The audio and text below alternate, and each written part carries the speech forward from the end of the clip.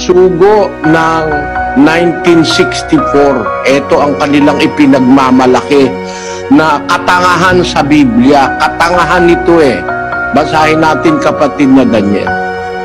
Tao rin ang kalagayan ng ating Panginoong Hesukristo sa kanyang muling pagparito sa araw ng paghuhukom.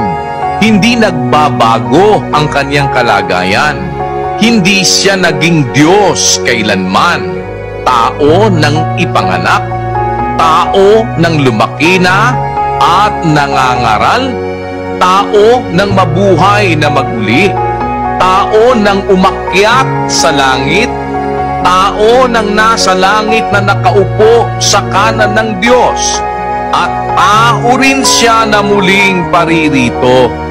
Yan ang napakalaking pagkakamali na kung totoong may milyong miyembro ang Iglesia ni Manalo, milyon ang nalokot na iligaw ng aral ng demonyo na yan, na si Kristo ay tao, pumanik sa langit, tao uling babalik.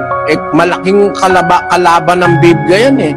Kasi ang laman at ang dugo hindi makakapasok sa kaharian ng langit.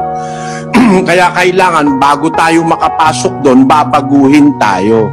Yun din ang nangyari kay Kristo. Nung mabuhay siya maguli, yung kanyang katawan kumakain, may laman, may buto, no?